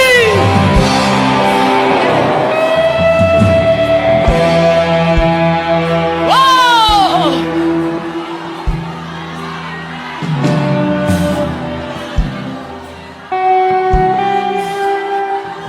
Isso tem valor.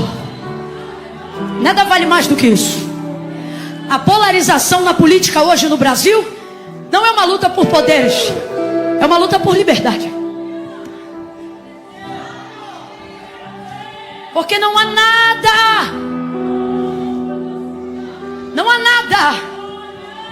mais importante do que o direito, do que o uso, do que o usufrui de liberdade. O que é que te torna um crente poderoso? Quando você percebe que Satanás não exerce mais poder sobre você, domínio.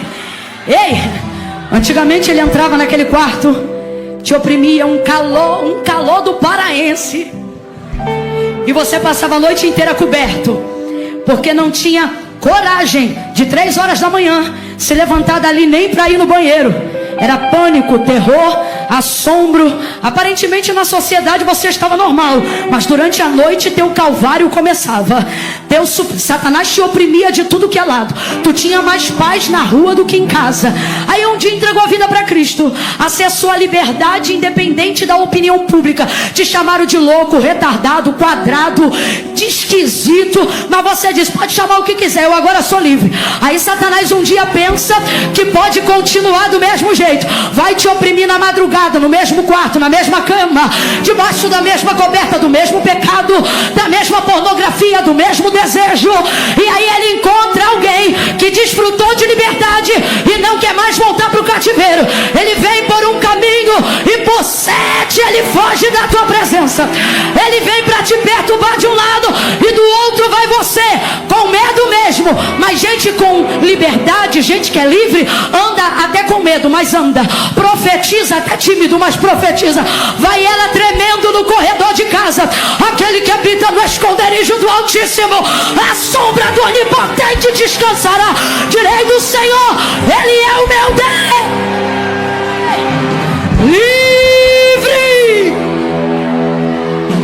Livre. Essa mulher foi alcançar liberdade. Essa mulher foi alcançar perdão. Só quem já sentiu. Estão todos me ouvindo bem? Digam amém. Só quem já sentiu o alívio da redenção. Irmão, vou falar um negócio, eu não sou hipócrita não, tá? Carro é muito bom, casa, amigo, festa, viagem. Mas você pode estar no melhor lugar do mundo. Se você estiver oprimido, você não desfruta. As férias viram culpa. É horrível. Você não tem paz nem para descansar e nem para ter dinheiro. Agora tu pode estar quebrado na emenda. Se tiver cheio da alegria da salvação. É um negócio que ninguém entende, nem você. Sabe? Redenção é um alívio. É um alívio. Não é? Foi o que ela foi acessar. Isso foi o que ela foi acessar. Então, o que pensavam dela não mudava mais o que ela havia decidido fazer. Olhe para cá que eu já vou caminhando para encerrar. Ih, tu tá crente a beça, hein? Ó, ela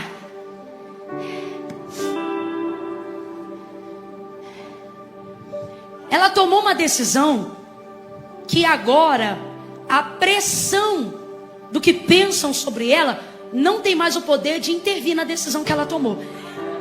Por isso que às vezes, escute isso, a opinião pública, a sociedade, a família, as pessoas, por que não dizer às vezes até os cônjuges, marido, esposa, pressionam de um lado. E dependendo do nível de pressão que eles exercem sobre nós, não sejamos hipócritas, determinam sobre as decisões que vamos tomar. Só que quando Deus, eu não estou falando Camila, eu não estou falando igreja, eu estou falando Deus. Quando Deus vê no seu coração desejo de alcançar libertação plena, conhecimento pleno da verdade, redenção plena, perdão de seus pecados, e ele percebe que a pressão da opinião pública, famílias e etc, pende a corromper a decisão que você deveria tomar, que é qual? Confissão, rendição, aceitação, humilhação.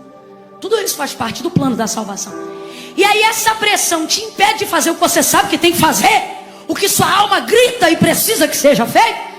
Ele, ao invés de te dar um sopro do lado de cá e fazer assim, ó, decida, ele vem com mais pressão e te pressiona a alma do outro lado, a mente do outro lado, alguns aqui até a carne do outro lado. Pressiona de tal forma que quando alguém quer te pressionar do lado oposto da vontade de Deus, nada e nem ninguém tem mais poder do que Deus quando quer pressionar alguém. Tem marido que diz assim: eu não faço tal coisa porque minha mulher não me dá paz. O Senhor está dizendo, tu acha que tua paz está na mão dela? Deixa eu te mostrar como é que eu tiro a paz de um homem. E vamos ver se tu vai ficar subordinado à tua esposa ou à minha vontade. Eu não sei para quem, mas Deus está dirigindo algumas pessoas aqui. Ei!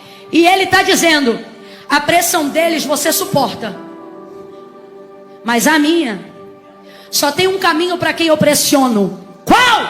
Rendição. E outra, Deus só pressiona quem Ele ama. Se não ama, vai ficar à vontade.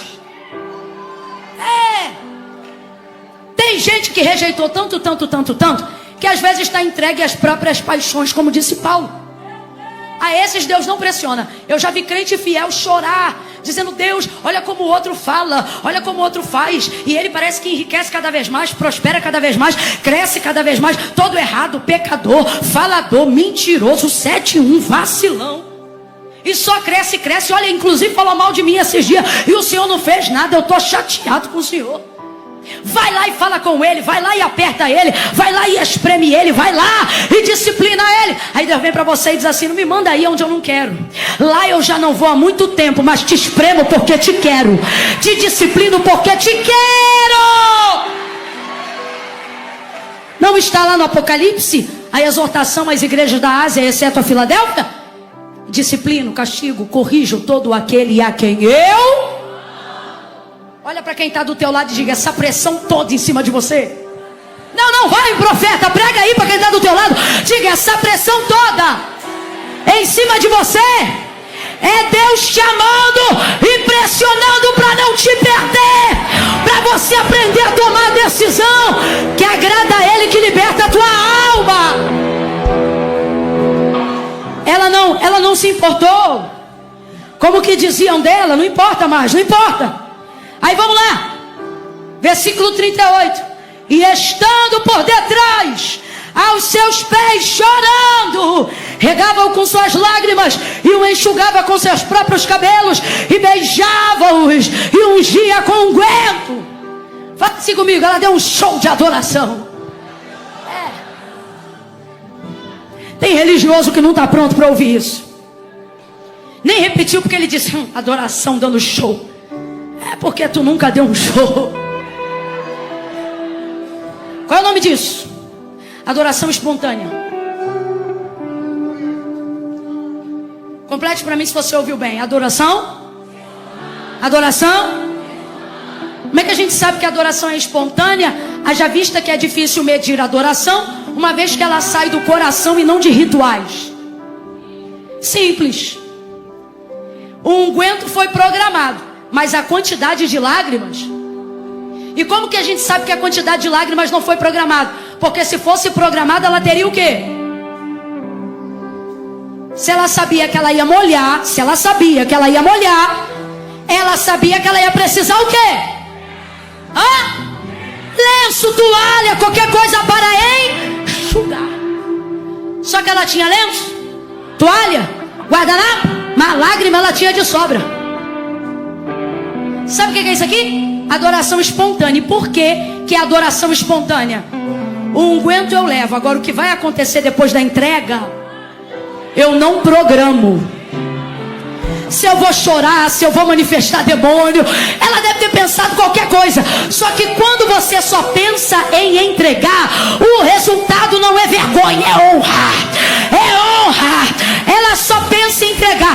A única coisa que ela programou foi a entrega do unguento. Completa para mim, por favor. A única coisa que ela programou foi a entrega do...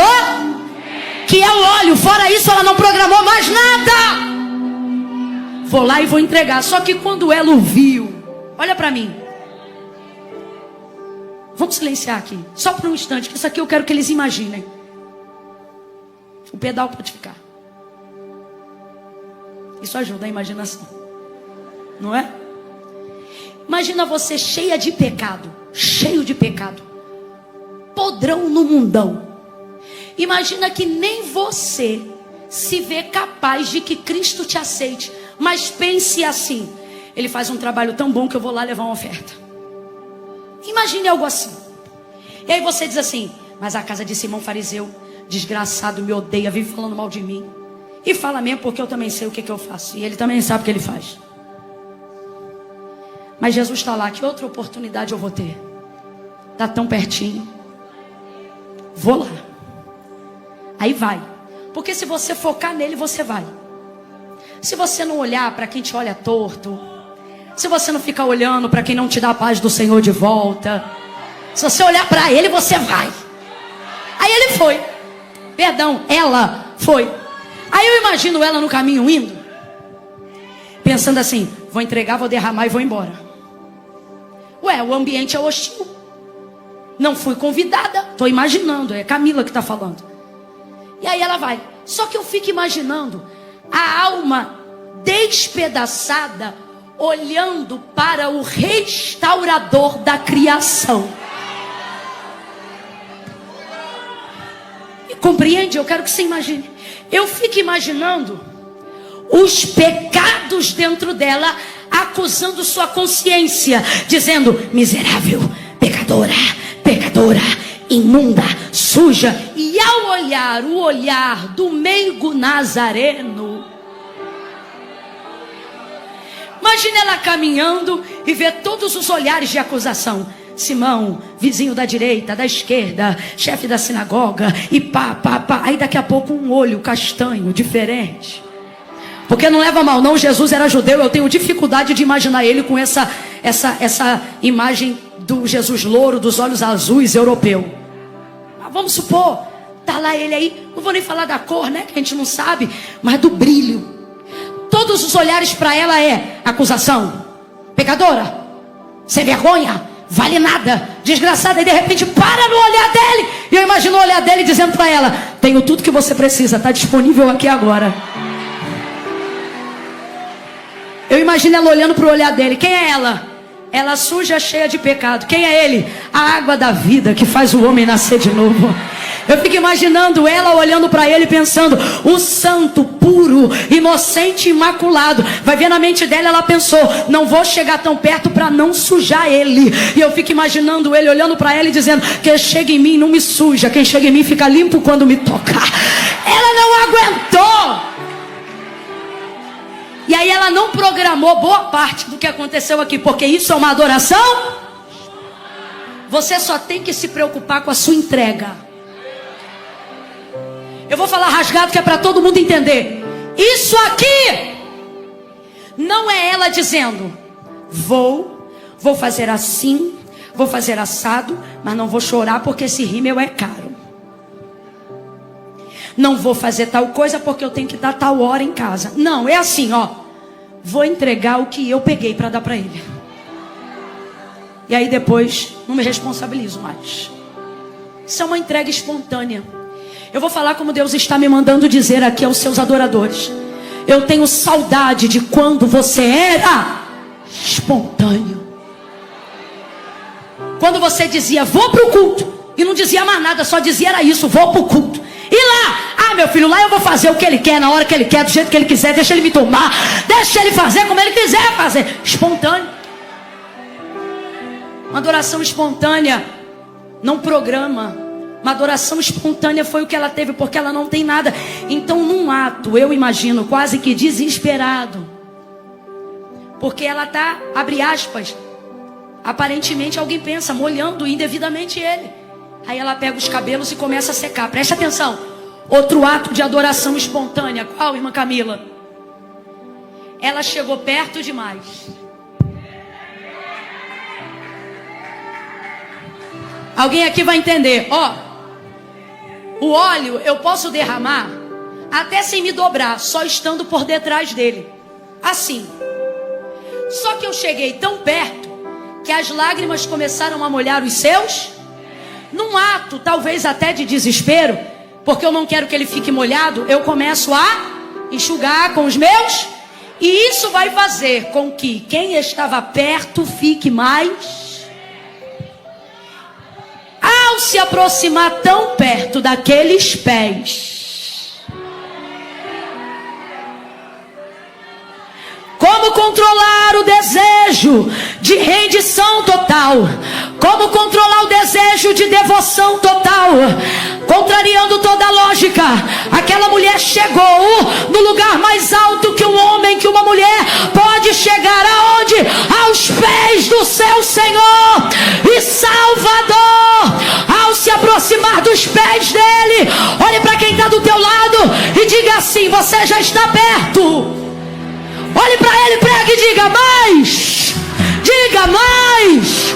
Se chegar mais perto, tua adoração melhora, tua entrega melhora, tua intimidade melhora, tua devoção melhora.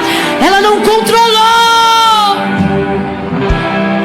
Ela não controlou. Ela não controlou. Ela desceu ao enxugar e começou a beijar. Gente, olha para mim. Sua busca, eu disse sua intensidade, eu disse sua. E essa terceira é a mais forte de todas. Sua intimidade, eu disse sua. Grite, eu disse sua. Vai escandalizar todo mundo que não pode mudar a tua vida. Vai escandalizar um monte de gente que não busca como você, não adora como você, não se rende como você e não entrega como você. A pergunta que você tem que se fazer aqui nessa noite é: até quando eu vou diminuir minha busca, minha intensidade e meu nível de intimidade com Deus pela maneira como os outros se sentem constrangidos com a minha adoração? Presta atenção que isso é sério. A pergunta nesta noite é: até quando eu vou paralisar, diminuir ou medir a minha busca, a minha intensidade e a minha intimidade por causa de quem se constrange com ela? Você acha que o pessoal está confortável naquela reunião? Olha os pensamentos deles, falando mal de Jesus e dela. Agora olha que doideira. Tá Jesus recebendo e ela entregando adoração. Agora, vou perguntar de novo. O povo tá confortável naquela cena? Tá todo mundo incomodado, pensando mal, constrangido, agoniado. Porque quem não é capaz de fazer o que você faz fica desconfortável no ambiente que você decide entregar. Não há problema nisso. Qual é o problema? O problema é eu diminuir minha entrega por causa de quem não quer entregar nada. Olha pra cá. Isso aqui é muito sério. Eu quero fechar aqui. Olha pra cá. Não diminua a sua busca por causa de quem se sente desconfortável com a sua entrega. Normalmente, as pessoas que ficam desconfortáveis com a sua adoração não podem fazer nada por você. Mateus capítulo 15, versículo 21 em diante.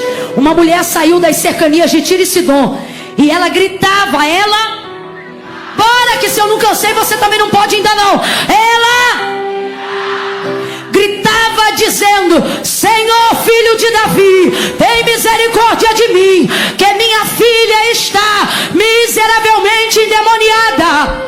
Mas Jesus já havia dito aos seus discípulos que quando passasse pelas cercanias de Tiro e Sidom, não queria que ninguém soubesse que ele estava ali. Mas esta mulher gritava. Os discípulos ficaram constrangidos e agoniados com aquilo. Chegaram a Jesus e disseram para ele: mestre, despede a que vem gritando atrás de nós. Despede é o que, gente? Manda embora, resolve logo, faz alguma coisa para que ela pare de gritar. Eles estão incomodados com a gritaria dela, sim ou não? Sim ou não? Só que era a única oportunidade da vida dela de buscar e de viver a libertação da filha dela. Então veja, eles estão constrangidos, eles estão incomodados, eles querem que Jesus mande ela embora, mas o texto diz que ela não parava e ela dizia: filho de Davi, tem misericórdia de mim. E os discípulos estão dizendo: mestre, despede-a, manda embora, pois vem gritando atrás de nós. Ele não respondia nada, mas Nós ouvia tudo. Sabe o que ele está dizendo? Teu problema é que quando você me busca, você ouve a voz dos outros, mesmo quando eu não disse nada. Fica a dica. Se eu não disse nada, é porque eu não estou incomodado. Continua buscando, continua gritando, continua clamando. A mulher continuou. E eles dizendo: despede, manda embora. Responda para mim, Jesus mandou a Canané embora? Ele está falando aqui com a gente. Até quando você vai permitir que a opinião dos outros determine a sua busca? Quem se incomoda com a sua forma de adorar não pode mudar a sua vida. Quem se incomoda com o seu dízimo, às vezes nunca dizimou. Quem se incomoda com a sua oferta, nunca entregou nada. Quem se incomoda com a sua devoção, com o seu serviço na igreja, não serve a Deus em lugar nenhum. Aí Deus está dizendo: até quando você vai dar ouvidos a quem não muda nada na tua vida? Continue. Aí Jesus disse: Simão, eu tenho para mim que Simão tomou um sustão. Imagina isso aqui. Esses dias eu estava com um amigo querido. Ele é querido, mas é chato a beça. Porque uma coisa não tem nada a ver com a outra, não é? Dá para ser querido e ser chato ao mesmo tempo. E ele é chato. E aí ele chegou e falando dele mesmo, aqui ó, falando dele mesmo, ele disse assim: é porque assim, eu sou, entenda, eu sou assim um pouco, como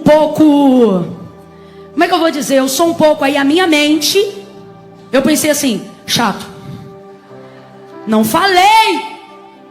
Só ele dizendo: eu sou um pouco, como é que eu diria? Eu sou um pouco, aí na minha mente, chato. Aí quando eu pensei, ele fez assim: chato. Me deu um susto tão grande, eu falei: meu Deus, acho que eu falei.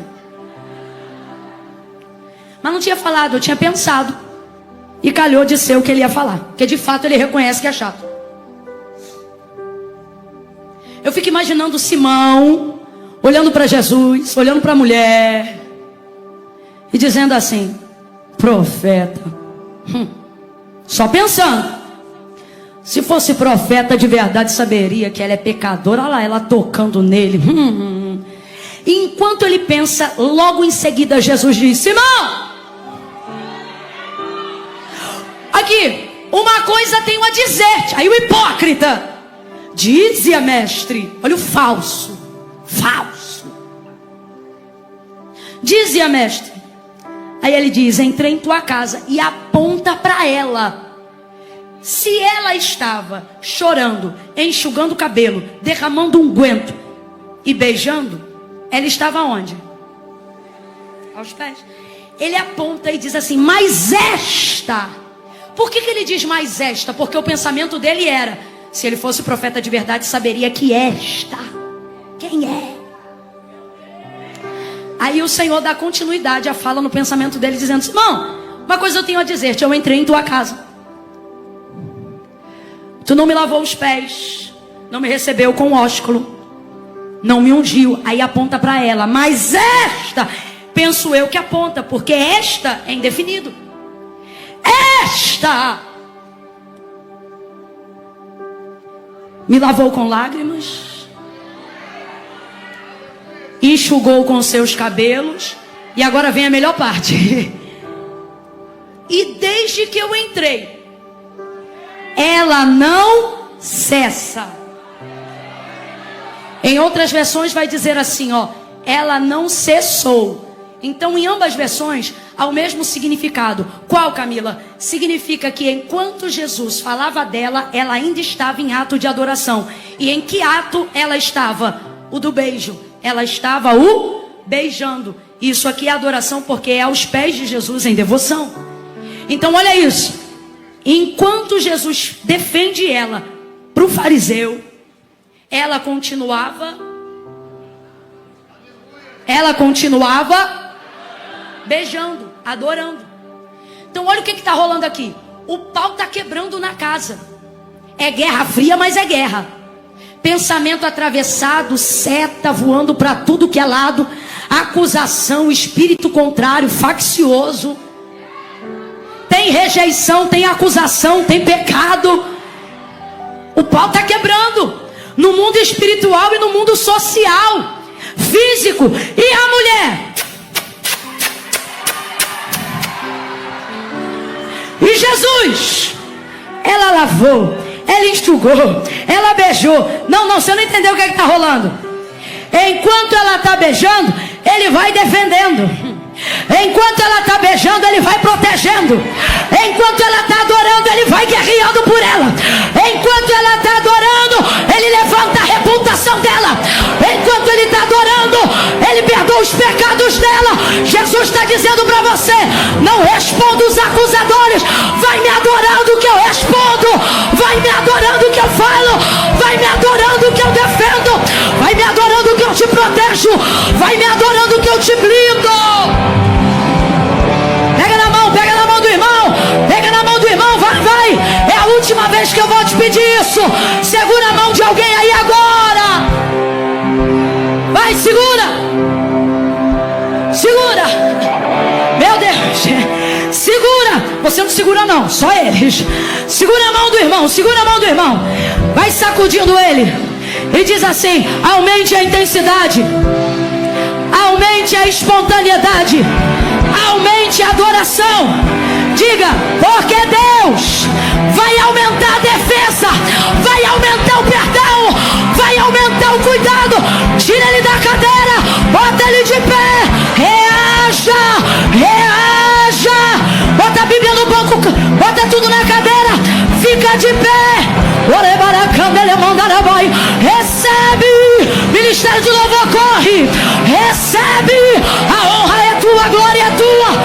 Mas a adoração, a entrega é minha. Eu não vou me importar.